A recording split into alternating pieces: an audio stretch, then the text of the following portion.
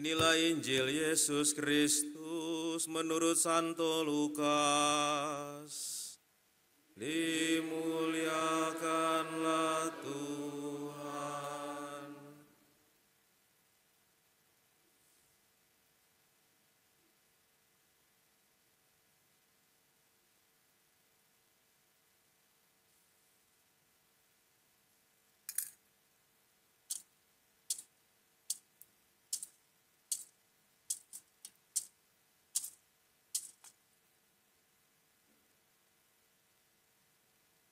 Pada zaman pemerintahan Raja Herodes, sesudah Yesus dilahirkan di Bethlehem di tanah Yudea, datanglah orang-orang Majus dari timur ke Yerusalem. Mereka bertanya-tanya, "Di manakah dia, raja orang Yahudi yang baru dilahirkan itu? Kami telah melihat bintangnya di timur, dan kami datang untuk menyembah dia." Mendengar hal itu, terkejutlah Raja Herodes beserta seluruh Yerusalem. Lalu dikumpulkannya semua imam kepala dan ahli Taurat bangsa Yahudi. Kemudian dimintanya keterangan dari mereka dan di mana Mesias akan dilahirkan. Mereka berkata kepadanya, "Di Bethlehem di tanah Yudea. Karena demikianlah ada tertulis dalam kitab Nabi, dan engkau Bethlehem di tanah Yehuda, engkau sekali-kali bukanlah yang terkecil di antara mereka yang memerintah Yehuda, karena dari engkaulah akan bangkit seorang pemimpin yang akan mengembalakan umatku Israel." Lalu dengan diam-diam Herodes memanggil orang-orang Majus itu dan dengan teliti bertanya kepada mereka kapan bintang itu tampak. Kemudian ia menyuruh mereka ke Bethlehem, katanya, "Pergi dan carilah anak itu dengan teliti, dan segera sesudah kamu menemukan dia, kabarkanlah kepadaku, supaya aku pun datang menyembah dia." Setelah mendengar kata-kata Raja Herodes, mereka pun berangkat. Lihatlah, bintang yang mereka lihat di timur itu mendahului mereka hingga tiba dan berhenti di atas tempat di mana anak itu berada. Ketika melihat bintang itu, mereka sangat bersuka cita. Mereka masuk ke dalam rumah itu dan melihat anak itu bersama Maria ibunya. Lalu mereka sujud menyembah dia. Mereka pun membuka tempat harta bendanya dan mempersembahkan persembahan kepada anak itu, yaitu emas, dupa, dan mur. Kemudian karena diperingatkan dalam mimpi supaya jangan kembali kepada Herodes, mereka pun pulang ke negerinya melalui jalan lain. Demikianlah sabda Tuhan.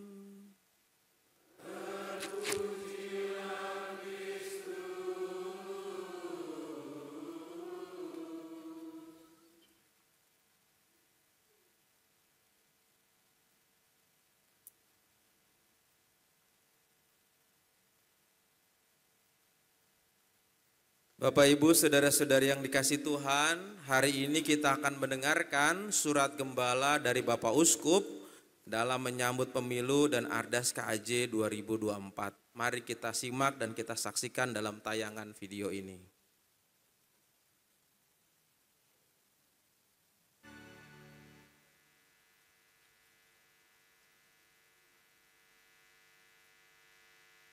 Para ibu dan bapak, para suster, bruder, frater, rekan-rekan imam, kaum muda, remaja, dan anak-anak yang terkasih. Pada hari ini bersama dengan seluruh gereja, kita merayakan Hari Raya Penampakan Tuhan yang mengakhiri masa Natal. Pada akhir masa Natal 2023 dan pada awal tahun baru 2024 ini, saya masih ingin mengucapkan selamat Hari Raya Natal dan selamat menyambut Tahun Baru. Semoga Yesus yang lahir untuk menyatakan kepedulian Allah bagi umat manusia dan alam semesta menjadi sumber inspirasi dan memberikan daya bagi kita, keluarga, komunitas, dan seluruh umat untuk terus bertumbuh menjadi pribadi-pribadi yang semakin peduli. Sesuai dengan semboyan kita, semakin mengasihi, semakin peduli, semakin bersaksi. Pada hari ini, sesuai dengan gerak Keuskupan Agung Jakarta, kita memasuki tahun solidaritas dan subsidiaritas. Dua kata yang tidak bisa dipisahkan dan bermakna mulia. Kutipan Injil hari ini berkisah tentang 3 orang Majus dari timur. Ada kisah di luar kitab suci yang menceritakan bahwa sebetulnya ada orang keempat yang namanya Artaban. Kisahnya menarik untuk diceritakan. Ketika itu Artaban sedang bersiap-siap untuk mengadakan perjalanan mengikuti arah bintang. Ia membawa serta emas, perak, permata, dan bermacam-macam hadiah mahal lainnya sebagai persembahan kepada raja yang baru lahir. Dalam perjalanannya untuk bergabung dengan ketiga temannya, Artaban terhenti untuk merawat seorang musafir yang sedang sakit. Ia tinggal beberapa lama di situ, dan akibatnya ia tertinggal dan kehilangan jejak teman-temannya. Artaban kini sendirian, dan ia membutuhkan kendaraan dan perbekalan untuk melanjutkan perjalanannya. Maka Artaban menjual sebagian hartanya untuk membeli makanan serta menyewa unta. Ia sangat sedih karena sang raja baru akan kehilangan sebagian hadiah yang ia bawa. Singkat cerita, selama 33 tahun Artaban mencari Yesus dengan sia-sia dan membelanjakan sebagian besar hartanya untuk orang-orang yang sangat membutuhkan. Akhirnya ia sampai ke Yerusalem pada hari pelaksanaan penyaliban orang-orang hukuman. Artaban segera bergegas ke Kalvari dengan tujuan untuk menemui para serdadu Romawi agar orang yang bernama Yesus dibebaskan. Sebab pada malam hari sebelum penyaliban tersebut ia bermimpi, seseorang mengatakan bahwa Yesus itu adalah raja baru yang selama ini ia cari. Dalam perjalanannya ke Kalvari, ia melihat ada seorang muda yang diseret sepanjang jalan menuju pasar budak. Pemuda itu berseru minta tolong kepadanya. Tanpa pikir panjang, Artaban melepaskan permata-permata terakhir yang ada padanya sebagai tebusan anak muda tersebut. Artaban tidak memiliki harta lagi sebagai hadiah untuk sang raja. Ketika sampai di Kalvari, hancur hati Artaban karena ia menyadari bahwa dirinya tidak dapat berbuat apa-apa untuk menolong Yesus. Suatu keajaiban terjadi. Yesus memandang Artaban dan berkata kepadanya, "Jangan kecewa, Artaban. Kamu telah membantu aku sepanjang hidupmu. Ketika aku sakit, engkau merawat aku. Ketika aku lapar, engkau memberi aku makan. Ketika aku haus, engkau telah memberi aku minum. Dan ketika aku dijadikan budak, engkau membebaskan aku." Saudari-saudaraku yang terkasih, kisah itu muncul di dalam diri saya ketika saya menyiapkan renungan mengenai tema solidaritas dan subsidiaritas yang akan menjadi bahan perenungan kita umat Keuskupan Agung Jakarta selama tahun 2024 ini.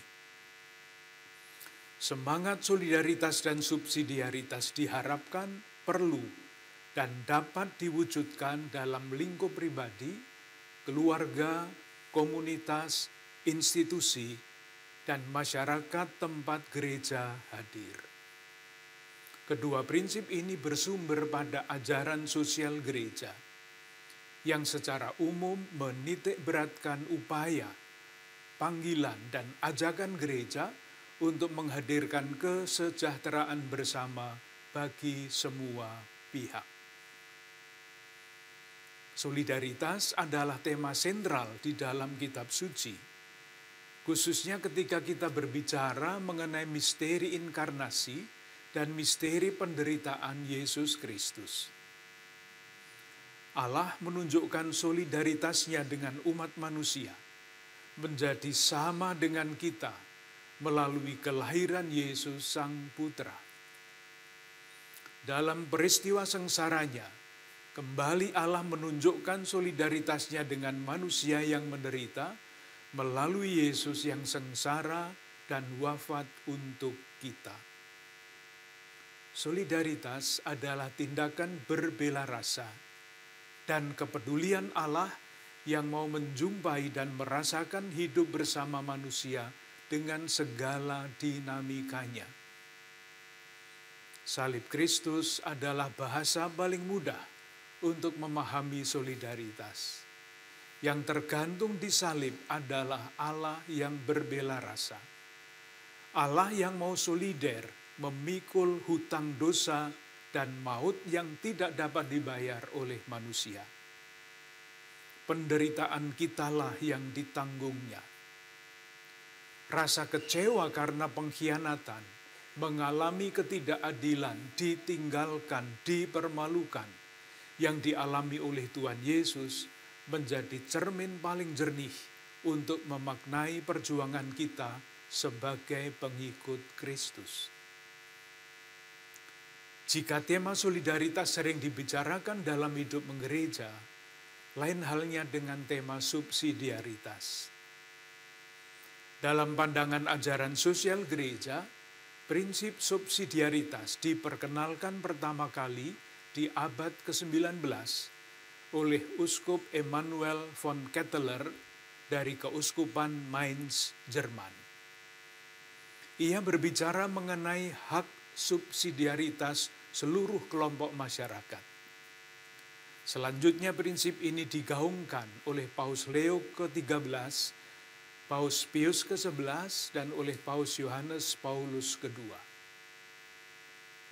Secara prinsip, dalam konteks sejarah ajaran sosial gereja, subsidiaritas dipahami sebagai tidak ada intervensi dari kelompok dengan tingkatan lebih tinggi, misalnya negara, untuk menentukan hal-hal yang dapat diputuskan secara mandiri oleh kelompok dalam tingkatan lebih rendah, misalnya komunitas iman dan keluarga.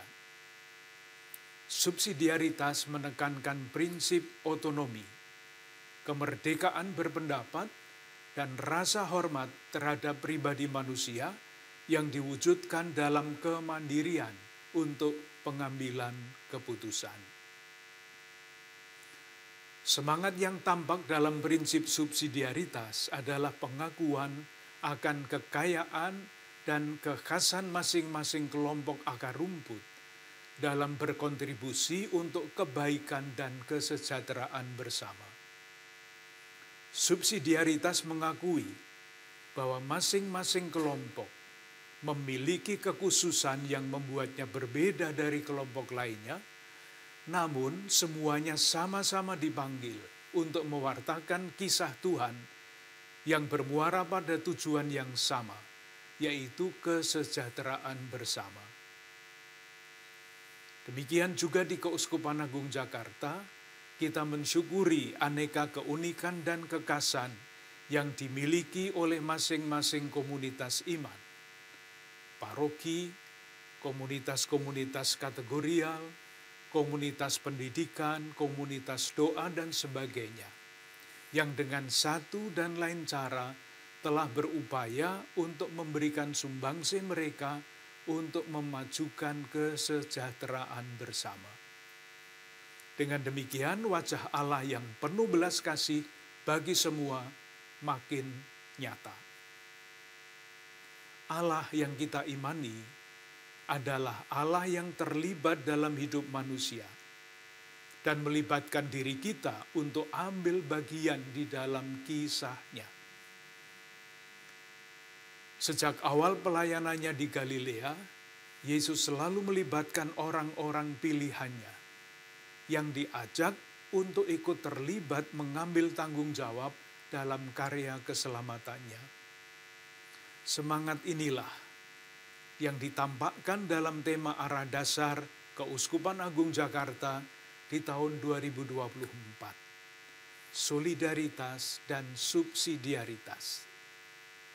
Seluruh umat Keuskupan Agung Jakarta dipanggil untuk menunjukkan semangat solidaritas dengan semua orang, terutama saudari-saudara kita yang berkekurangan dan menderita, sebagaimana Allah telah menunjukkan solidaritasnya kepada kita.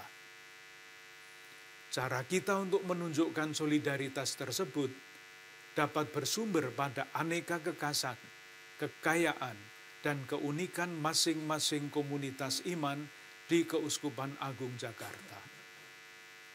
Allah mengajak kita terlibat untuk menampakkan wajah-Nya yang berbelas kasih, sesuai dengan konteks kemasyarakatan yang kita hidupi dan perbedaan kekasan yang kita miliki. Saudari-saudaraku yang terkasih, di tahun 2024 ini, bangsa Indonesia akan melaksanakan pemilihan umum, memilih presiden dan wakil presiden serta para wakil rakyat. Ini adalah kesempatan bagi kita untuk menunjukkan keterlibatan umat Katolik sebagai bagian integral dari bangsa Indonesia. Maka, saya mengajak saudari-saudara umat Katolik yang telah memiliki hak pilih untuk menggunakan suaranya berdasarkan hati nurani yang cerdas dan kebebasan pribadi. Kita berdoa agar semua proses pemilu di tahun ini berlangsung jujur, aman, adil, dan damai. Lebih daripada itu, kita berdoa agar para pemimpin yang dipilih rakyat sungguh-sungguh mampu memperjuangkan kesejahteraan seluruh bangsa Indonesia, bukan hanya untuk kepentingan sekelompok orang atau partai-partai politik yang mengusung mereka.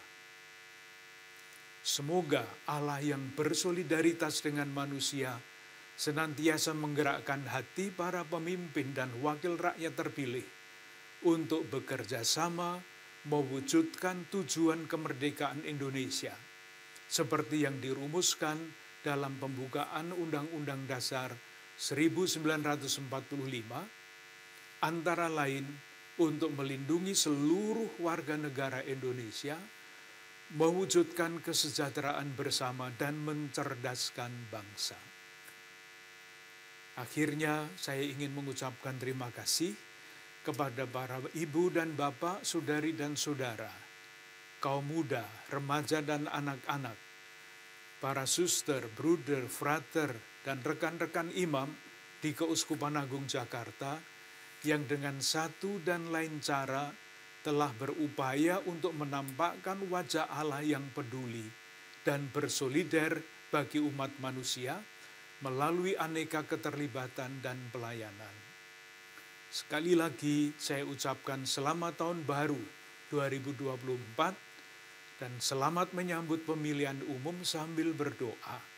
Semoga terpilih pemimpin-pemimpin bangsa yang mencintai bangsa dan negara tanpa pamrih.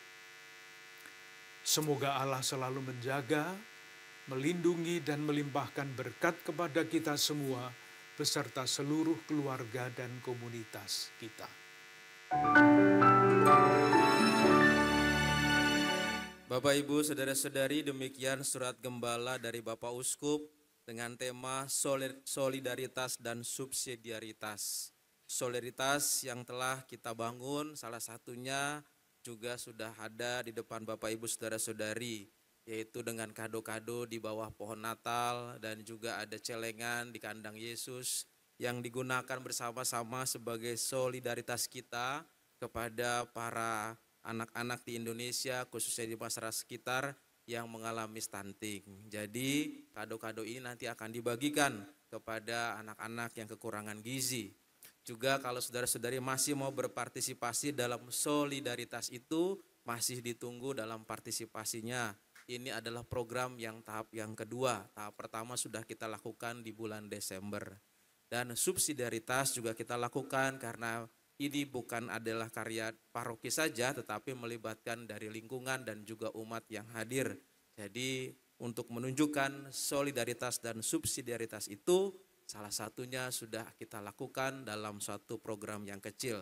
Mari kita lakukan juga dalam program-program kecil-kecil lainnya supaya bisa mewujudkan apa yang menjadi keprihatinan dan juga tugas kita dalam mewujudkan solidaritas dan subsidiaritas. Dan mari kita menyongsong pemilu 2024 dengan menggunakan hak pilih kita dan memilih dengan cerdas dan bijak. Mari kita bangkit berdiri.